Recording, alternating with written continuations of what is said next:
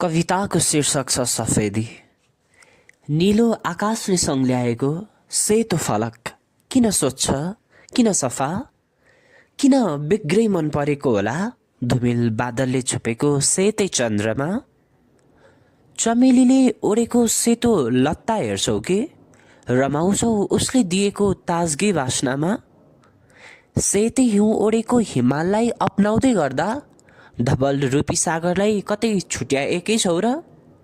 तर छुट्यायो मलाई, अलग्यायो मलाई अस्तित्वै हराउने गरी।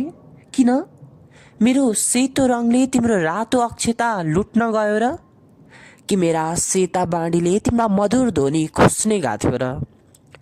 मैले कसैलाई त्यागेको होइन, बरु खुसिएका हुन्, लुटिएका हुन् मेरा सपना, मेरा आधार र मेरा रङ्गीन रङहरूलाई।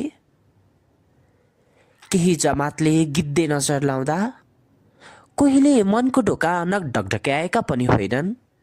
केही भिड त अझै मलाई लिन आउँछन्, तर मेरा यी पाइला शून्यतातर्फ आफै सोझिन्छन्।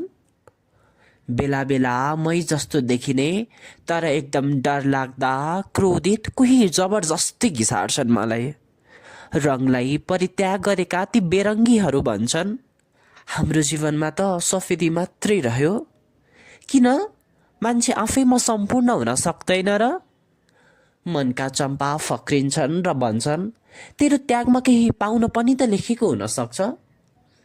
तिम्रो भूगोलमा बाँच्दै गर्दा मलाई मेरो खगोलमा रमाउन त देऊ, किनकि म सेतो पिताम्बर लगाएकी सरस्वती हुँ, श्वेत नीलकण्ठ भएकी कमल नयनी हुँ, सफेदीको सिन्दुर लगाएकी ब्रह्मपुत्री हुँ, शून्यतामा स्थिर हंसवाहिनी हुँ, सेताम्बै भएर न्यानो अनुभूति दिने आत्मविश्वास हुँ, विनाशले निम्त्याएको वियोगमा शक्ति प्रदान गर्ने त्रिशक्ति हुँ, सधुवालाई रङ्गीन पार्ने म विधवा हुँ, नारी हुँ, तिमी जस्तै ब्रह्माको एक सृष्टि हुँ।